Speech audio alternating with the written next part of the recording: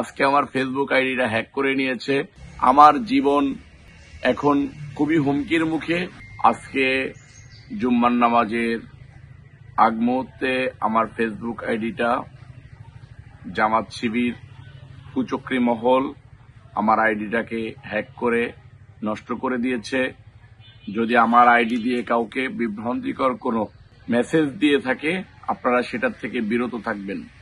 সম্মানিত দেশবাসী, আমি আপনাদেরকে এতদিন যাবৎ বলি নাই, জামাত শিবির কুচক্রী মহল দীর্ঘদিন যাবৎ আমাকে ফেসবুকে এবং মেসেঞ্জারে এবং ফোন করে হুমকি দিয়ে আসতেছে মেরে ফেলে দেওয়ার। যেহেতু আমি জুলাই যোদ্ধা, যেহেতু আমি দীর্ঘ 17 বছর যাবৎ বিএনপির ভারপ্রাপ্ত চেয়ারম্যান জনাব তারেক রহমান সাহেবের নেতৃত্বে স্বৈরাচার হাসিনা বিরোধী আন্দোলনের সক্রিয় যোদ্ধা ছিলাম, সেক্ষেত্রে আমাকে এরা কোনো কিছুতেই ভয় দিয়ে দমাইতে পারে নাই। আজকে আমার ফেসবুক আইডিটা হ্যাক করে নিয়েছে। আমি মাগুরা 2 আসন থেকে ধানের শীষের প্রার্থী হয়ে নির্বাচন করতে চাচ্ছি।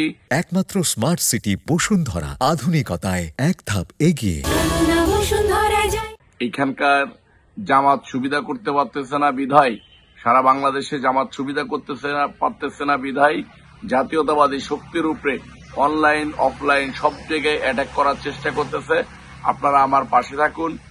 আমার জীবন এখন খুবই হুমকির মুখে। আপনারা সবাই আমার পাশে থাকবেন, সহযোগিতা করবেন, দোয়া করবেন। আপনাদের সন্তান, আপনাদের ভাই যেন আপনাদের পাশে বেঁচে থাকে এবং ভালোভাবে মানুষের খেদমত করে জীবনের শেষ দিন পর্যন্ত ত্যাগ করতে পারে। আল্লাহ পাক রব্বুল আলামিন আমাকে সেই তৌফিক দান করুন।